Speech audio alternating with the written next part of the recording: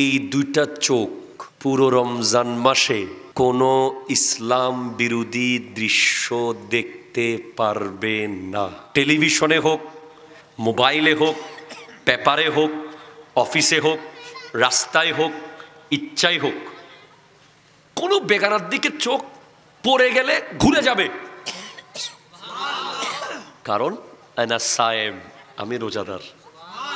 Second training হচ্ছে এই দুইটা কান 30 দিন রোজার ভিতরে এক শব্দ, কোরআন সুন্নাহর বাইরে কোনো শব্দ শুনতে পারবে না। প্রয়োজনে কানের ভিতরে পাথর ঢুকিয়ে দিতে হবে। আচ্ছা, আপনি কি শুনতেছেন? কেউ দেখতেছে? আপনি যদি বেডরুমে ঢুকে সারাক্ষণ গান শুনেন, কেউ দেখবে? আপনি যদি কানে একটা ছোট্ট হেডফোন লাগিয়ে 24 ঘন্টা গান শুনেন, কেউ বুঝতে পারবে? That is the like lung of Ramadan. কানে কোরআন সুন্নাহর বাইরে কিছু না শোনা, এটা রমজানের ফুসফুসের মতো। সুবহানাল্লাহ। এরপর নাক, ট্রেনিং নম্বর 3, নাকে কোন ধরনের কোরআন সুন্নাহর বাইরে কোনো কিছুর খুশবু নিতে পারবে না। আমাদের দেশে বর্তমান যুব সমাজ বিভিন্ন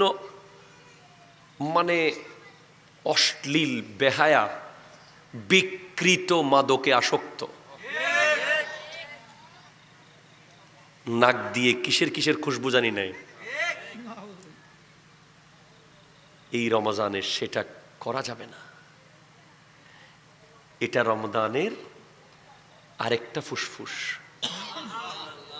সিদ্দিক আকবর তো রীতিমতো জিহ্বা ধরে রাখতেন হাত দিয়ে, যেন মুখ দিয়ে একটা শব্দ বের না হয়।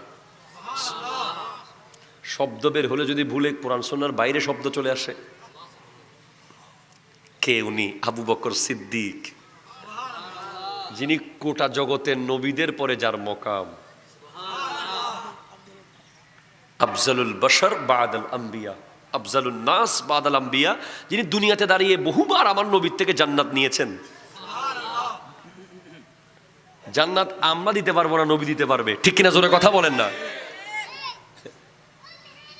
উনি জিহ্বা ধরে রাখতেন যাতে মুখ দিয়ে কথা বের না হয়। আপনি কি করবেন বলেন? আপনার আমার কি করা উচিত?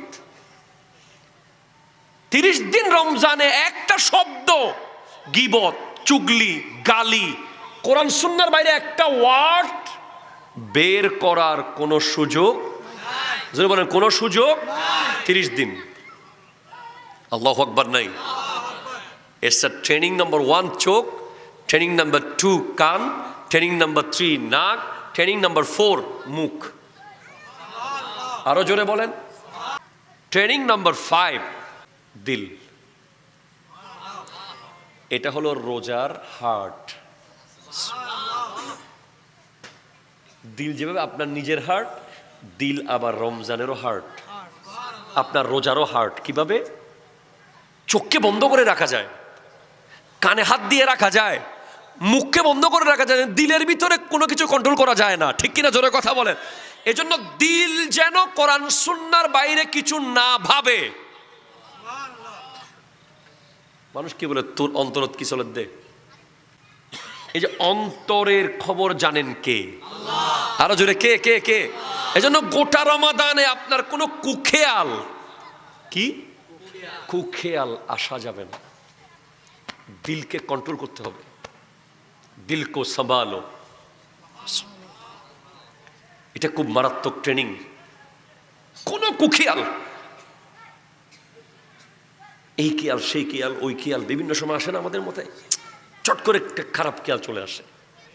এই জন্য একটা দোয়া পড়তে হবে, ইয়া মুকাল্লিবাল কুলুব সাব্বিত কলবি আলা দীনিক।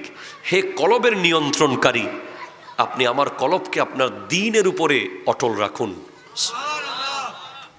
Control of heart. এরপরে 6 নম্বর প্রিপারেশন হলো 2 হাতের প্রস্তুতি। এই 2 হাত পুরো রমজানে কোরআন সুন্নাহর বাইরে কোনো কিছু টাচ করতে পারবে না। কারো গাছের পেয়ারা, কারো পুকুরের মাছ, কারো গাছের নারিকেল, সোনামুড়ি খাইতে কিনতে গেছেন 10 টাকা, 3 টাকার খাই ফেলাইছেন টস করে। কাউকে চোয়ার মারা, কাউকে ধাক্কা মারা, কাউকে ঘুষি মারা। এই হাত বড় সতর্ক। আর এমনিতে আহলে সুন্নাত ওয়াল জামাত হলো তারা যারা মাথা দিয়ে দেয়, হাত বাঁচায়। ঠিক কিনা জোরে কথা বলেন না? দুনিয়ার নিয়ম হলো মাথা বাঁচানো হেলমেট দিয়ে দিয়ে, কিন্তু ইমাম হোসাইনের নিয়ম হলো হাত বাঁচানো মাথা দিয়ে। এই জন্য হাতকে কন্ট্রোল, যেখানে সেখানে হাত দেওয়া যাবে না। হাতটা দেওয়ার আগে বুঝতে হবে যে হাত কি কোরআন সুন্নাহর ভিতরে আছে কিনা। এরপরের প্রিপারেশন হলো লজ্জাস্থান। আপনার লজ্জাস্থানকে প্রস্তুত করতে হবে, কন্ট্রোলের প্রস্তুত। এটাকে পুরো রমজান সংযত রাখতে হবে। এরপরের প্রস্তুতি হলো পা। এই পা কোরআন সুন্নাহর বাইরে এক কদম কোথাও যেতে পারবে কোথাও কারো কাছা আইলে, কারো কোনো ধরনের ক্ষতিতে, কাউকে লাথিতে এই পা ব্যবহার হতে পারবে না। কোনো বেগানার রাস্তায়, কোনো মেয়ের আহ্বানে, রেস্টুরেন্টে, পার্কে এই পা যেতে পারবে না।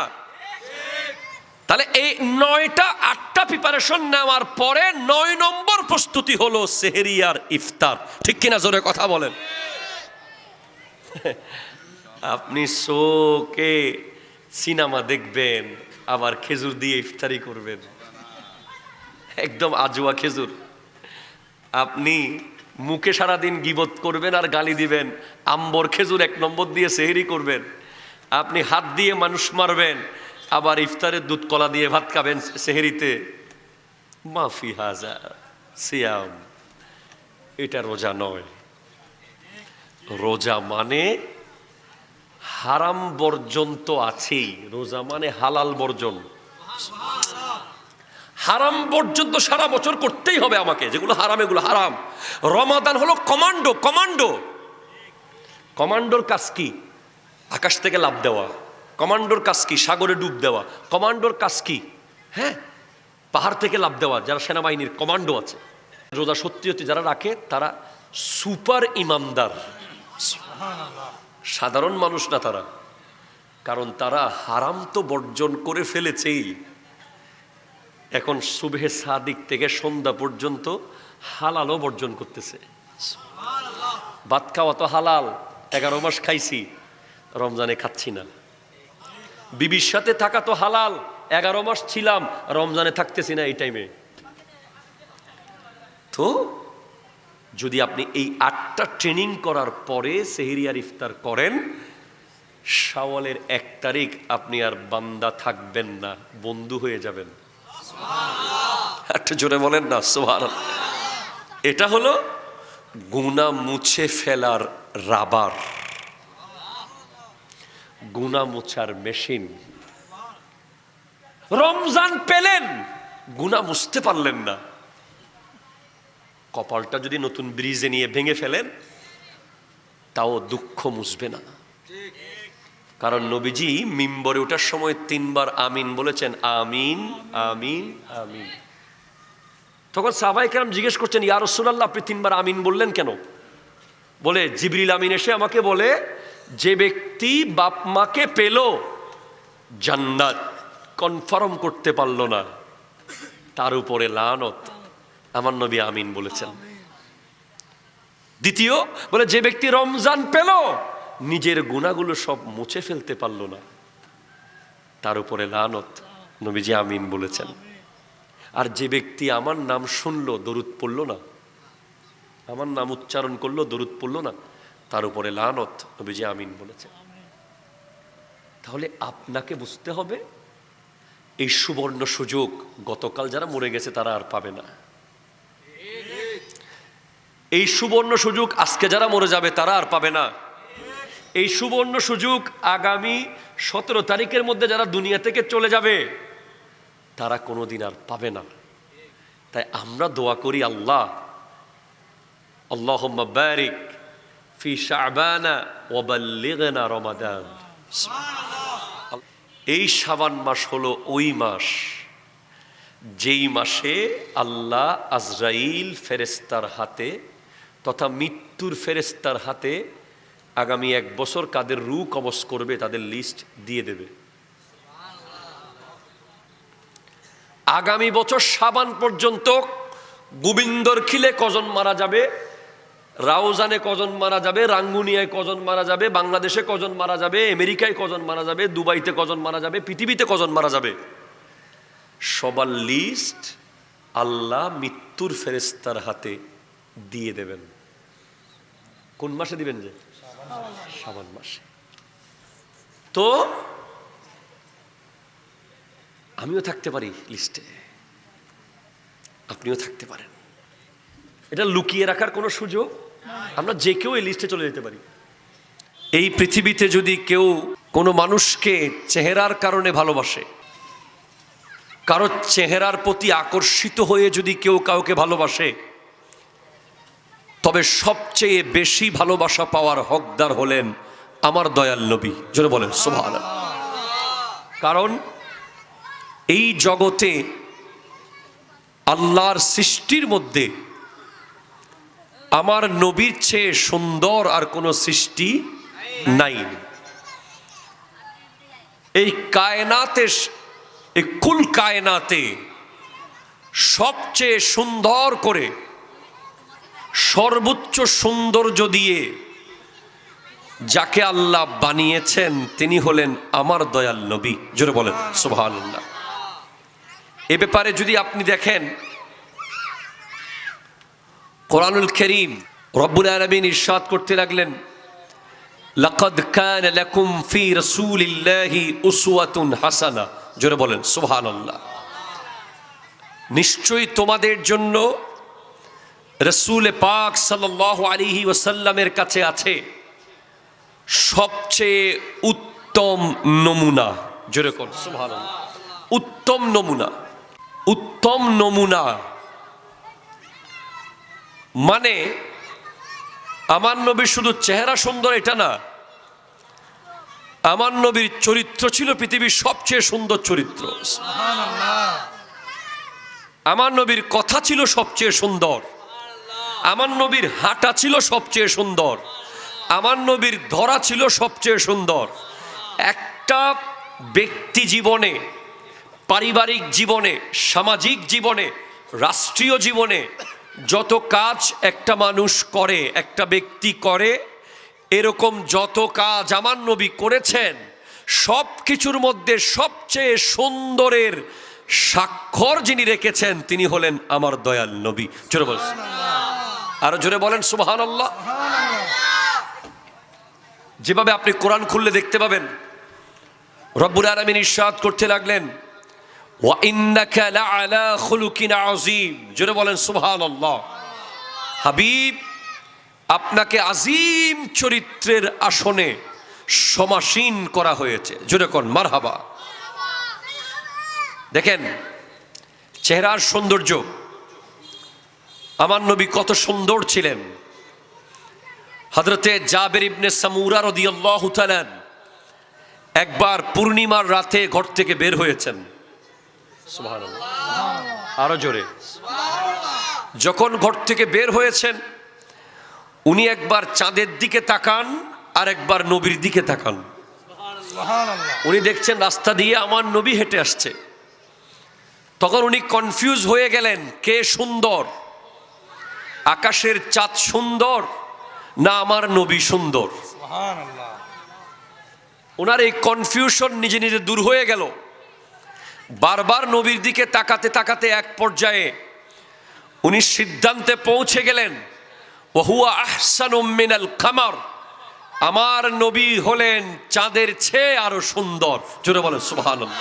वो कैसा चेहरा था, मेरा नबी का चेहरा कैसा था? কেমন ছিল একটু আহমদ রেজা বেরলভীকে জিজ্ঞেস করেন। আলা হযরত ইমাম আহমদ রেজা খান ফাজিলে বেরলভীকে জিজ্ঞেস করলাম নবীর চেহারা কেমন ছিল। উনি বলছেন, লব ফুল, দহন ফুল, জখন ফুল, বদন ফুল। सरताब कदम है तन सुल्तान जमन फूल लब फूल दहन फूल जखन फूल बदन फूल। আমার নবীর আপাদে মস্তক ছিল ফুলের বাগান। জোরে বলেন সুবহানাল্লাহ। নবীজির চোখ মুবারক ফুল, নবীজির ঠোঁট মুবারক ফুল, নবীজির নাক মুবারক ফুল, নবীজির গোটা জিসম মুবারক ছিল ফুলের বাগান। এরপর আবার জিজ্ঞেস করছি, একটু বলেন চেহারা কেসা থা? উত্তর দিচ্ছেন, হায় হায় হায় হায় চমক তুঝসে পাতে হে সব পানে वाले मेरा दिल भी चमका दे चमकाने वाले।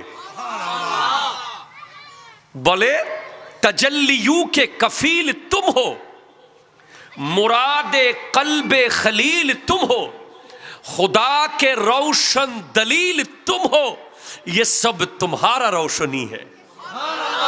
बोले আপনি নবী তো আলোর অভিভাবক। ও ভাই সুবহানাল্লাহ জোরে হন না বদ্দা। বলেন নবীজি আপনি তো আলোর অভিভাবক। তাজাল্লিয়ু কে কফিল, কফিল মানে অভিভাবক। জোরে বলেন সুবহানাল্লাহ। মুরাদে কলবে খলিল, আপনি তো ইব্রাহিম খলিলুল্লাহর কলবের মুরাদ। খোদা কে রওশন দলিল, আপনি তো আল্লাহ যে আছে তার দলিল হলেন আপনি নবী। আল্লাহু আকবার জোরে বলেন। बोले चमक तुझसे पाते हैं सब पाने वाले मेरा दिल भी चमका दे चमकाने वाले।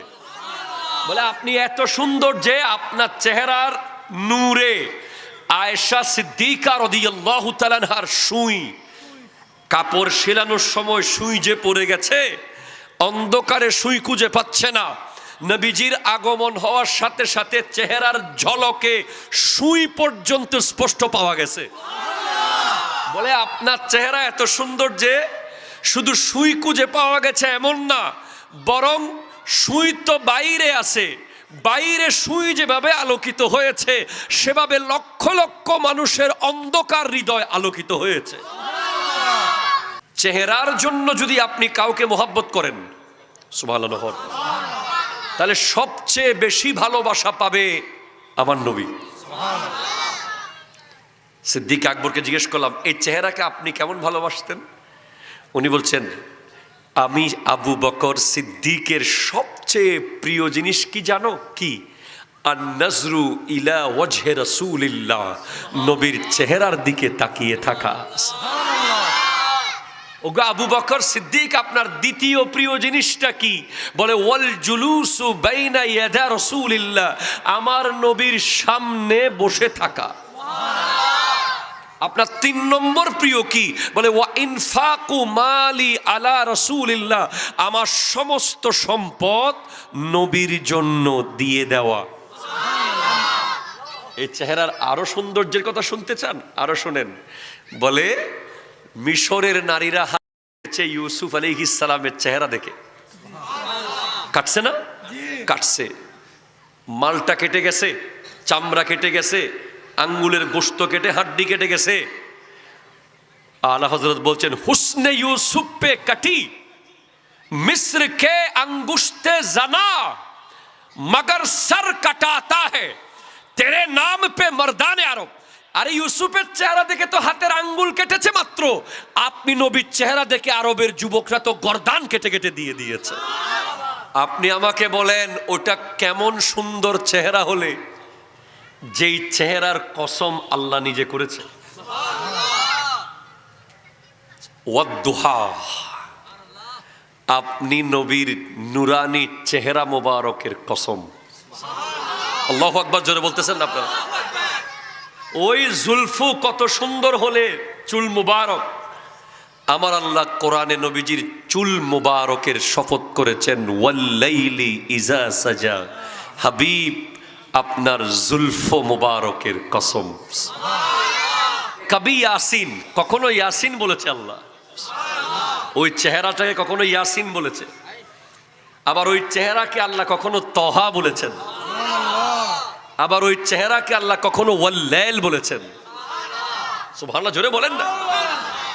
বলে কত সুন্দর চেহারা হলে जिसकी कसमे मेरा रब खाता है, जार कसम अल्लाह करे, कितनी दिलकश मेरे महबूब की सूरत होगी, কত সুন্দর सूरत আমার নবীর যেটার কসম আল্লাহ করে। চেহারা সৌন্দর্য কতটুকু আপনি জানেন? আচ্ছা, পৃথিবী থেকে কোনো মানুষের চেহারা দেখলে পেট ভরে? কথা বলো ভাই, পেট ভরবে? চেহারা দেখলে পেট? আপনার বিবি যতই সুন্দর হোক, আপনাকে চাকরিতে গিয়ে ইনকাম করতে হবে, না হলে বাসায় চুলা জ্বলবে না। আপনাকে ব্যবসা করতেই হবে, আপনাকে ইনকাম করে আনতে হবে বাজার করার জন্য, পেট ভরবে না। এই পৃথিবীতে এমন কোনো মানুষ নেই যার চেহারা দেখলে পেট ভরবে। ইভেন আমাদের নিজের আব্বা আম্মাও চেহারা দেখলে মন ভরবে, পেট কিন্তু ভরবে না। আর সাহাবায়ে কেরামের দিকে তাকান না। এক রাতে হযরত ওমর রাস্তা দিয়ে হাঁটছে, এর আগে সিদ্দিক আকবর এসেছেন, কিছুক্ষণের মধ্যে আমার নবী এসেছেন। দুজনে বলছেন আলজু আলজু, ওগো নবী বড় ক্ষুধা, বড় ক্ষুধা।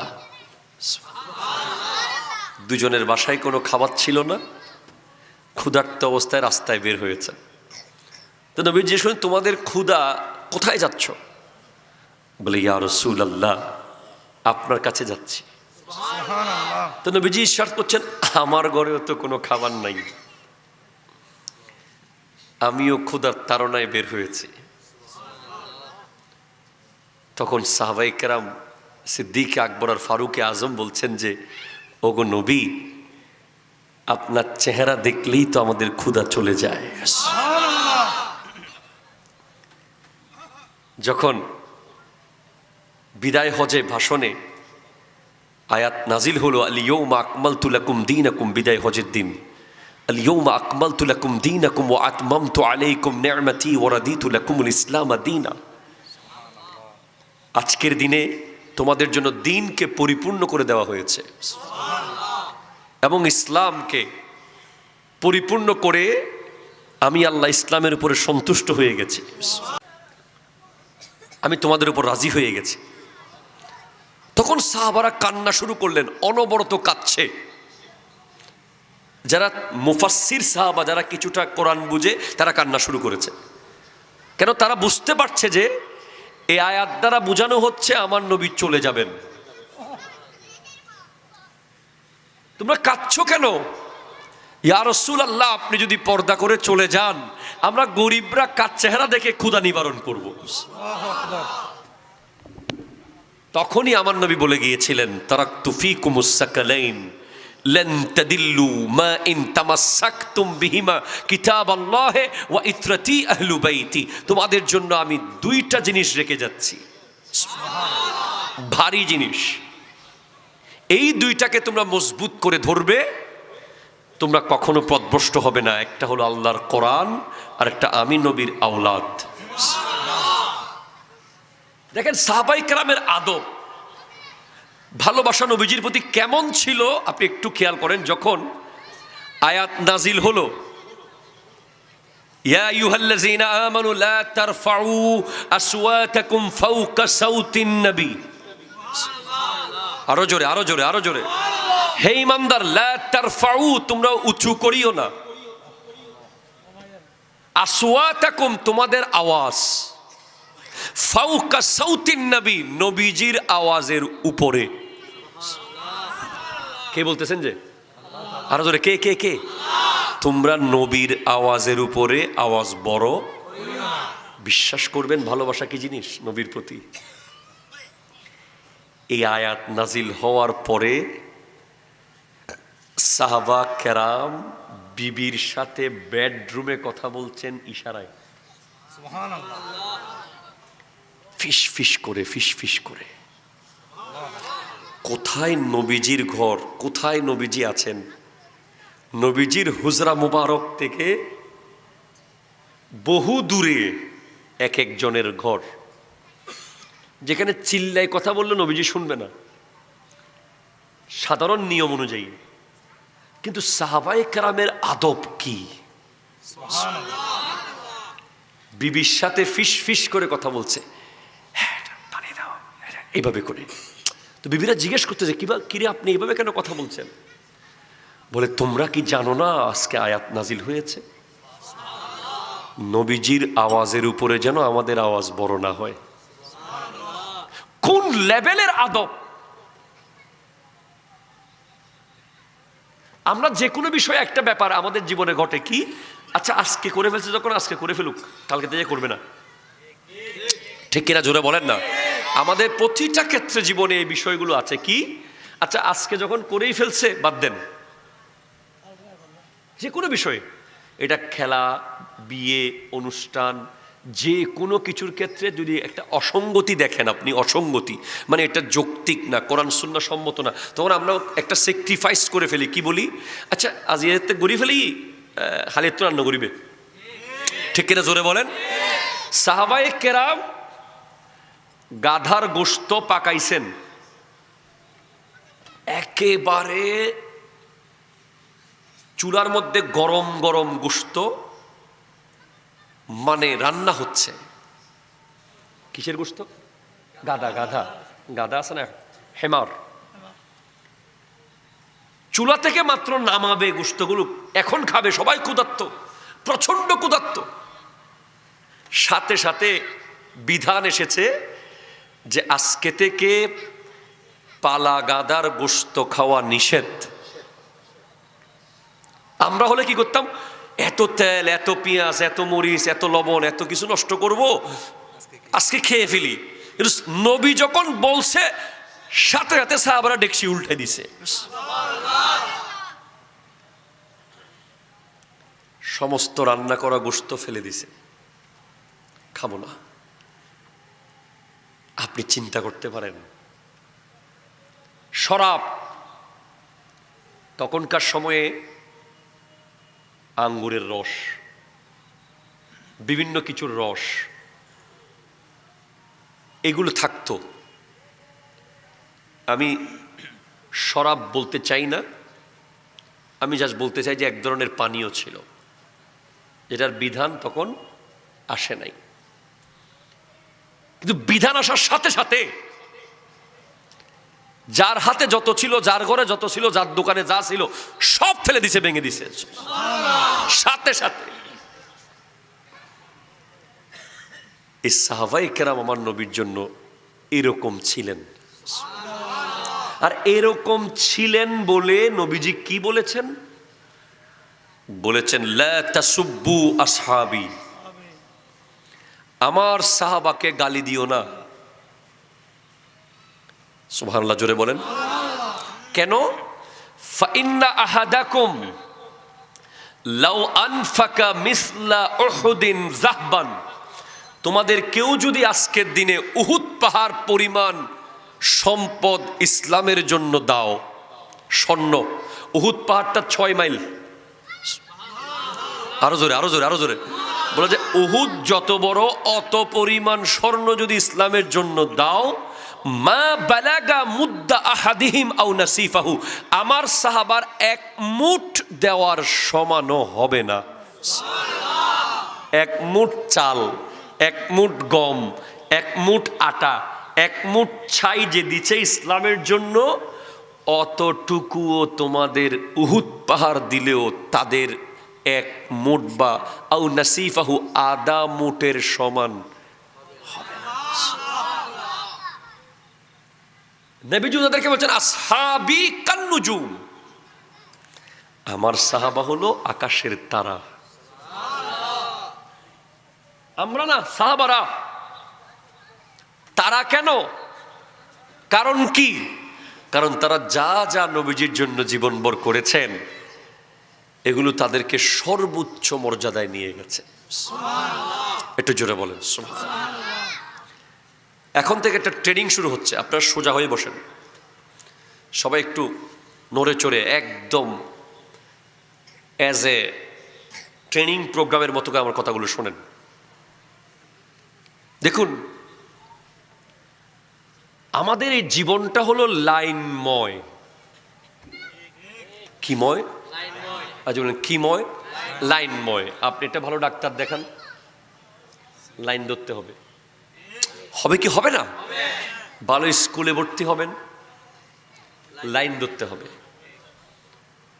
ভালো একটা রেস্টুরেন্টে গিয়ে খাবেন, তাও লাইন। আজকের মাহফিলে তাবরুক আছে না? কি ধরতে হবে? Line. But you can avoid all kinds of lines. আপনি বলতে চাচ্ছেন যে না, আমি আজকের মাহফিলে লাইন ধরে তবরুক খাবো না, বাসায় চলে যাব। আপনারা কেউ আটকে রাখবে না। আপনি যদি বলেন যে আমি ওই লাইনওয়ালা ডাক্তারের দোকানে যাবো না, অন্য ডাক্তারের কাছে যাব, লাইন ধরতে হয় যে ওই ডাক্তারের চেম্বারে আমি যাব না, কোনো অসুবিধা নেই। যে স্কুলে লাইন ধরতে আমি স্কুলে পড়বো না, কোনো অসুবিধা নেই। যেই রেস্টুরেন্টে লাইন ধরে খেতে হবে, ওই রেস্টুরেন্টে খাবো না, কোনো অসুবিধা। But there is a line at the day of judgement, you can't avoid. আমি স্পষ্ট আজকে কয়েকদিন ধরে কথাগুলো বলছি, কারণ খুবই জরুরি এগুলো। ওই যে সাউন্ড যিনি চালাচ্ছে, এই যে প্যান্ডেল যিনি বেঁধেছেন, ওই যে দোকানে যিনি দোকানদারি করতেছেন, এই যে আমরা আপনারা, আমাদের সবাইকে একটা লাইনে দাঁড়াতেই হবে। যে লাইনটাকে অ্যাভয়েড করা যায় না। আপনি যদি হযরতে সালাবাকে জিজ্ঞেস করেন, সালাবা রাদিয়াল্লাহু তাআলা, আপনি শুধুমাত্র এক নজর একটা বেগানা মেয়ের দিকে চোখ গিয়েছিল শুধু রাস্তা দিয়ে যাওয়ার সময়, 40 দিন পাহাড়ের উপরে কান্না করেছেন। কয়দিন? আরো জোরে, কয়দিন? এবং কাঁদতে কাঁদতে শেষ পর্যন্ত ইন্তেকাল করেছেন নবীজির কোলে। ওনাকে আপনি জিজ্ঞেস করেন, আমরা কতবার দেখি, কত কিছু দেখি, আপনি এক নজর চোখ পড়লো এজন্য 40 দিন কেন কান্না করলেন? তোর আসবে হাসরের মাঠে যেন আমার নবীর মাথা নিচু হয়ে না যায়, আমার নবীজির যেন সম্মান ক্ষুণ্ণ না হয়। আপনাকে যদি কেউ বলে তুমি এই এলাকার চেয়ারম্যানের ছেলে, পারিবারিকভাবে আপনার যেই ইজ্জত, ওটা আপনাকে মেনটেন করতে হবে না? ঠিক কিনা বলেন? আমি জামিয়ার খাদেম, তাই আমার চলাফেরার মধ্যে ওরকম একটা বিষয় থাকতে হবে, কারণ আমার সাথে জামিয়ার সম্মান জড়িত আছে। ঠিক কিনা জোরে বলেন? তো আপনি কিয়ামতের মাঠে বলতে চাচ্ছেন যে আমি আখিরি নবীর উম্মত, যেটা হযরতে আদম থেকে ঈসা কোন নবীর উম্মত বলতে পারবে না এই কথা। গোটা হাসরটা যার জন্য তৈরি করবেন আল্লাহ, যার শান দেখানোর জন্য, আর সে হক হ্যায় মসনদে রিফাত রসুলুল্লাহ কি, देखनी है हशर में इज्जत रसूलुल्लाह की। তো আপনি উম্মত যত বড় নবীর, আপনার দায়িত্ব তত বড় না? আপনার রেসপন্সিবিলিটি তত বেশি থাকবে না? এই জন্য সাহাবায়ে কেরাম এত সতর্ক থাকতেন যে যেন কারো জন্য আল্লাহর কাছে গিয়ে সরি বলতে না হয়। আপনি বুঝেন বিষয়টা, বুঝেন? আমাদের মাদ্রাসায় ধরেন একটা ছেলে ক্লাস 7 থেকে 8 উঠবে, বা 9 থেকে 10 যাবে, বা 10 থেকে দাখিল পাস, 9 থেকে 10 যাবে। সাপোজ সে একটা সাবজেক্টে ফেল করেছে, সে 30 পেয়েছে, আর 3 পেলেই তার কি হয়ে যায়? 33 হয়ে যাবে। তখন তার বাবা, তার মা, তার বড় ভাই একের পর এক আসতে থাকে যে হুজুর আমার ছেলেকে তুলে দেন। আমাদের খুব কষ্ট হয় তখন, যখন আমরা কিছু করতে পারি না, কিন্তু বাপ মাকে দেখলে এত মায়া লাগে যে তারা কতক্ষণ এই দুয়ারে, কতক্ষণ ওই দুয়ারে, কতক্ষণ ওই দুয়ারে ঘুরতে থাকে। সব স্কুলে ভালো ভালো, সব ভালো ভালো দামি দামি স্কুলগুলো যে বিষয়টা আছে। তো আমি মনে করি যে রোল নম্বর 1 হওয়া যোগ্যতার বিষয় নয়। জীবনে বাবা মাকে কোনোদিন নিজের দোষের কারণে প্রতিষ্ঠানে যেতে না দেওয়া হলো যোগ্যতার বিষয়, ঠিক কিনা? জোরে কথা বলেন। আমি ওই ছাত্রকে যোগ্য ছাত্র মনে করি যার কোনো কমপ্লেইনের কারণে, যার কোনো ভুল কিছুর কারণে, যার কোনো অন্যায়ের কারণে বাপ মাকে গিয়ে সরি বলতে হয় নাই। সে হলো আসল যোগ্য ছাত্র। যার মারামারির কারণে, কাটাকাটির কারণে, যার লেখাপড়ার ফেল করার কারণে বাপ মাকে গিয়ে ক্লাস টিচারকে, প্রিন্সিপালকে সরি বলতে হয়েছে, বারবার যেতে হয়েছে, সে যত ভালো ছাত্র, ব্রিলিয়ান্ট হোক, সে সত্যিকারের একজন আদব লেহাজওয়ালা ছাত্র নয়, ঠিক কিনা জোরে বলেন? সে একজন আদর্শ ছাত্র হতে পারে না। আমার জীবনের চ্যালেঞ্জ ছিল যে আমি আমার আব্বা আম্মাকে কোনোদিন আসতে দিব না এখানে আমার কোনো বিচারের জন্য, আসতে দিই নাই কোনোদিন। ক্লাস 7 থেকে কামিল মাস্টার্স, ট্রিপল মাস্টার্স পর্যন্ত কোনো দিন আমার আব্বাকে আর আম্মাকে কাউকে আসতে হয় নাই যে আপনার ছেলে এই সমস্যা করছে, আপনার ছেলে এই অসুবিধা হয়েছে। তো যেখানে আমরা আমাদের বাবা মাকে অধ্যক্ষের সামনে, ক্লাস টিচারের সামনে এসে সরি বলতে দিতে চাই না, সেখানে আমার নবী কেন গিয়ে আল্লাহর সামনে সরি বলবে? আপনি কথাটা বুঝেন? আমার নবী অবশ্যই গুনাহগারদেরকে পার করাবে, কিন্তু আমার নবী গুনাহগারদেরকে পার করাবে, ঠিক আছে, তাই বলে আমার নবী পার করাবে এই কারণে কি আমরা গুনাহ করতে পারবো? আমার নবী যখন আল্লাহর সামনে বলবে আল্লাহ আমার উম্মতকে তুমি মাফ করে দাও, সে বুঝতে পারেনি, এটা কি আমার ভালো লাগবে? আমার তো উচিত হবে যে আমার নবী যেন উদাহরণ দিয়ে বলে, এই তো আমার আব্দুল কাদের জিলানী 40 বছর এশারের রুজু দিয়ে ফজরের নামাজ পড়েছে, আল্লাহ দেখো। এই তো আমার খাজা মঈনুদ্দিন চিশতি ভারতবর্ষে এসে 90 লাখ মানুষকে মুসলমান বানিয়েছে।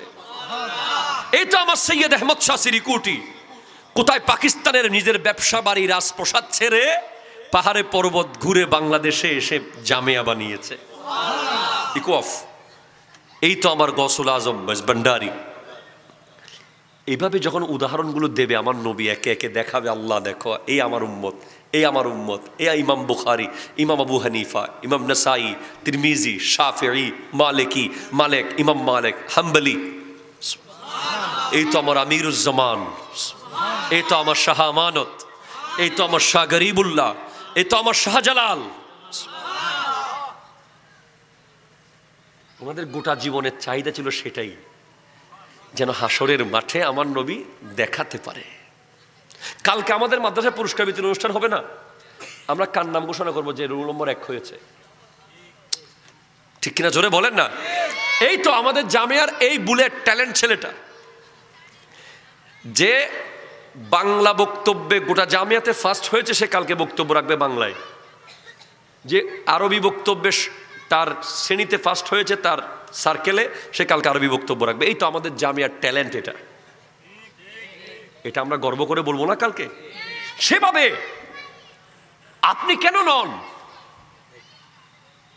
সাপোজ তোমার নাম কি? মোহাম্মদ বুরহানুদ্দিন। কেন আমার নবী আপনাকে বলবে না যে এই যে আমার গোবিন্দার খিলের বুরহানুদ্দিন?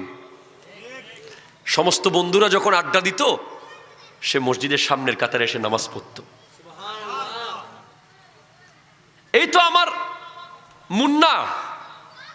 সমস্ত মিডিয়া যখন গান বাজনা নিয়ে ব্যস্ত, তখন সে আমি নবীর ওয়াজ মাহফিল প্রচার করে দ্বীনের খেদমত করত। আপনাকে বুঝতে হবে, আপনি নিজেকে আসামি বানিয়ে যাওয়ার চেষ্টা করিয়েন না, নিজেকে উদাহরণ বানিয়ে নিয়ে যান, মিসাল। হ্যাঁ, এর পরেও যখন গুনাহ থেকে যাবে, এগুলো নবী তো আছে। একটু জোরে বলেন না সুবহানাল্লাহ। তাহলে আমরা চাই যে আমরা হাসরের মাঠে যাওয়ার আগে দুনিয়াতে আল্লাহ আমাদের গুনাহগুলোকে ঢেকে রেখেছেন রহমতের চাদর দিয়ে। আমাদেরকে গুনাহগুলো দেখতে দিচ্ছেন না কাউকে। আপনার গুনাহ আমি জানি না, আমার গুনাহ আপনি জানেন না। ঠিক না? বলেন বলেন বলেন। জানি না। যদি গুনাহ জানার কোনো উপায় থাকতো তাহলে আমি আপনার সাথে কথা বলতাম না। আপনার বিবি যদি জানতো আপনি কত গুনাহ করেন, সে আপনার সাথে সংসার করতো না। আপনার এলাকা মানুষ যদি জানতো আপনি কত গুনাহগার, সে আপনার সাথে বসতো না। গুনার কোনো আওয়াজ থাকলে ওই আওয়াজে কান ফেটে যেত, গুনার কোনো গন্ধ থাকলে ওই গন্ধে এলাকায় হাঁটা যেত না। কিন্তু আল্লাহ বড় দয়া করেছেন, 60 বছর 70 বছর 90 বছর 100 বছর গুনাহগুলোকে আল্লাহ রহমতের চাদর দিয়ে ঢেকে রেখেছেন। কিন্তু কিয়ামতের দিন আল্লাহ দেখাবেন, সেদিন আপনি 1 জররা সওয়াব করেছেন ওটাও দেখবেন, 1 জাররা গুনাহ করেছেন ওটাও দেখবেন। ওই লাইনে আপনাকে আমাকে দাঁড়াতে হবে। ইয়াউমা ইয়াসদুরুন নাসু আশতাতা লিউরাউ আমালাহুম। যেদিন মানুষ লাইনে লাইনে দাঁড়াবে তার আমল দেখার জন্য। এখন বাবা গুনাহ মোছার তো কোনো রাবার পাচ্ছি না লাইব্রেরিতে, আছে? পৃথিবীতে যদি গুনাহ মোছার কোনো মেশিন থাকতো তাহলে পয়সাওয়ালারা সব কিনে ফেলতো। কথা কয় না, ঠিক কিনা? জোরে কয় না। পৃথিবীতে গুনাহ মোছার যদি কোনো যন্ত্র থাকতো, পৃথিবীর বড় বড় প্রেসিডেন্ট মন্ত্রী মিনিস্টাররা সবার আগে সেটা কিনে ফেলতো। গুনাহ মোছার কোনো মেশিন যদি পৃথিবীতে পাওয়া যেত তাহলে অবশ্যই কোটিপতিরা সেই মেশিনটা সবার আগে কিনতো। কিন্তু দুর্ভাগ্যের বিষয় ভাই, ঘরের ডাইনিং টেবিল মোছার মেশিন বাইর হইছে। কথা কয় না। ঘরের ফ্লোর মোছার মেশিন বাইর হইছে, পেন্সিলের কালি মোছার মেশিন বের হয়েছে, কলমের কালি মোছার যন্ত্র আছে, কিন্তু ভাই গুনার কালি মোছার কোন যন্ত্র দোকানে নাই। কোথায় নাই? আছে, মেশিন আছে, দোকানে নাই। এটা সানমারে পাওয়া যাবে না, এটা বসুন্ধরা সিটিতেও, যমুনা ফিউচার পার্কে, দুবাইয়ের ব্রুজ খলিফাতে, সৌদি আরবের লুলুতে, আমেরিকার হোয়াইট হাউসে কোথাও পাবেন না। এই একটা মেশিন মাঝে মধ্যে বছরে আসে। সিম খুললে 100 জিবি আছে না? আছে না? আছে না? বন্ধ সিম খুললে কয় জিবি? 100 জিবি। এটাও আছে আমাদের এই জিনিসটা রবিতে আছে, গ্রামীণে আছে, বাংলালিংয়ে, সব জায়গায় আছে না এরকম অফার? আমাদেরকেও আল্লাহ এরকম অফার দেন। সেরকম একটা অফার হচ্ছে লাইলাতুল মেরাজ, সেরকম একটা অফার হচ্ছে লাইলাতুল বরাত, সেরকম একটা অফার 30 দিন শুরু হবে সামনে, এটা হলো মাহে রমাদান। জোরে বলেন সুবহানাল্লাহ। সিম খুলবেন 100 জিবি পাবেন। এগুলো কোথায়? রবিতে সিমে। আর এই রমজানে হৃদয়ের সিম খুলবেন, জিবি না, জান্নাত পাবেন। আসেন প্লিজ, কনসেন্ট্রেট।